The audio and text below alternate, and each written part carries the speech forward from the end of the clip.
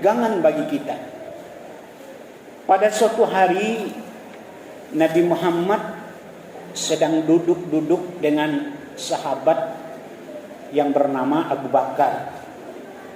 Sedang duduk-duduknya Nabi Muhammad dan Abu Bakar berserta sahabat lainnya, maka datanglah salah seorang suku Baduy.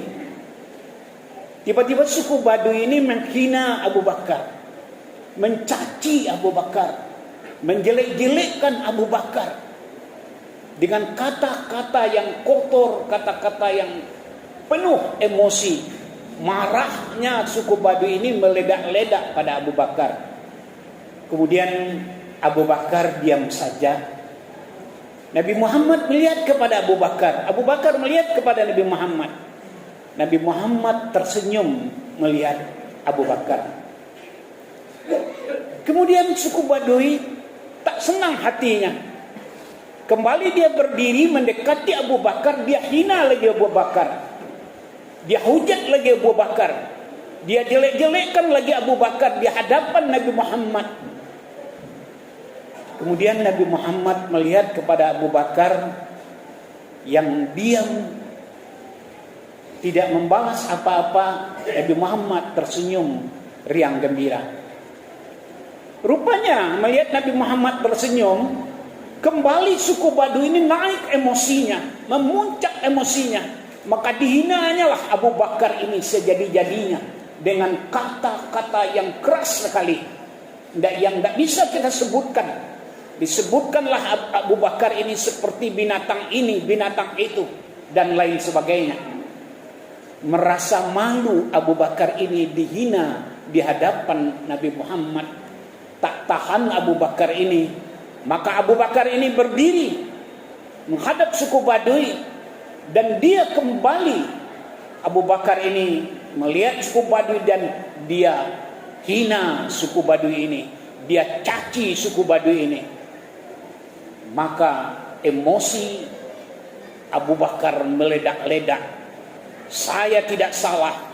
Saya tidak berbuat apa-apa. Apa yang kamu sebut itu bohong, kamu dusta, kamu pindah. Maka kembali dihinalah suku Baduy ini oleh Abu Bakar. Kemudian Nabi Muhammad berdiri. Dia pergi meninggalkan Abu Bakar. Melihat Nabi Muhammad berjalan meninggalkan Abu Bakar, bertanya Abu Bakar, "Wahai Nabi, ya Rasul, kenapa tinggalkan aku? Kenapa engkau tidak di sini bersama aku di saat aku dihina, di saat aku dicaci, dihujat? Kenapa aku ditinggalkan? Disinilah Muhammad, jangan pergi." Tetapi Nabi Muhammad tetap berjalan meninggalkan Abu Bakar. "Wahai Rasulullah, kasih tahu aku, apa salahku sehingga engkau meninggalkan aku yang sedang dihina, dihujat, dicaci oleh suku Baduy ini?" Maka Nabi Muhammad menjawab, "Ketika suku Baduy memarahi kamu tadi, saat pertama suku Baduy memarahi kamu, menghina kamu, menghujat kamu, kamu diam. Tahukah kamu, ketika kamu diam, puluhan malaikat turun dari langit ke bumi, mengelilingi kamu, dan dia tengadahkan tangan untuk kamu Abu Bakar, supaya kamu diberikan rahmat, diberikan pundi-pundi amal, didoakan kamu supaya kamu ditempatkan di surga. Melihat malaikat banyak mengelilingi kamu, saya menjadi bangga, makanya saya tersenyum. Ketika yang kedua kalinya suku Baduy menghina kamu, menghujat kamu, memfitnah kamu, menjelek-jelekkan kamu, saya lihat malaikat semakin banyak turun ke bumi, mengelilingi kamu dan tengadahkan tangan kepada Allah, mohon ampun, mohon dijadikan ibadah kamu berlipat ganda atas kesabaran kamu. Tetapi ketika yang ketiga kalinya kamu dihina, dihujat, dan kamu membalasnya dengan hinaan, dengan emosi, dengan marah yang meledak-ledak kepada suku Baduy, saya melihat malaikat-malaikat berterbangan ke langit, menjauh dari kamu. Dan saya pun juga tidak mau dekat dengan kamu, karena ketika malaikat rahmat sudah terbang pergi, datanglah iblis-iblis, setan-setan mengelilingi kamu. Maka saya tidak mau berteman dengan setan dan iblis.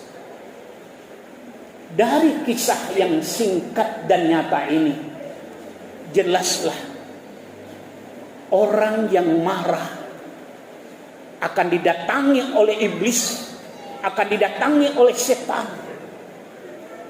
Makanya dikatakan orang yang marah itu sama dengan setan. Jangan perturutkan emosimu, jangan perturutkan marahmu, karena marah itu setan. Maka siapa yang berteman dengan setan dianjurkan untuk segera mengambil uduk, segera bawa sholat. Kalau dia lagi berdiri bawa duduk bawa telentang, basuh mukanya segera ambil air.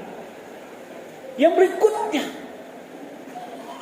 ternyata orang yang bisa menahan amarahnya adalah orang yang mulia di sisi Allah. Orang yang bisa menahan emosinya ternyata adalah orang yang tinggi tingkat keimanannya, yang didoakan oleh banyak malaikat. Orang yang tidak bisa yang tidak membalas hinaan dengan hinaan, caci maki dengan caci maki, dan orang yang tidak membalas marah dengan marah lagi. Ternyata malaikat rahmat datang turun ke bumi, mengelilinginya, memohon ampun untuknya kepada Allah. Bapak-bapak kaum muslimin yang dirahmati oleh Allah, wal qadhimina al-ghaiza, orang yang menahan amarahnya, kata Allah, itulah orang-orang yang mulia di sisi Allah. Banyak di antara kita rajin duha, rajin tahajud, ya boleh dikatakan rajin sholatnya tak pernah tinggal. Tetapi ketika dia seorang yang emosi, ketika dia seorang yang suka marah, sedikit-sedikit marah, sedikit-sedikit emosi, sedikit-sedikit naik pitam, dan sedikit-sedikit suaranya keras, maka sholatnya, ibadahnya, tahajudnya akan hilang seketika dengan marahnya. Karena malaikat-malaikat rahmat lari dari orang-orang yang suka emosi, dan setan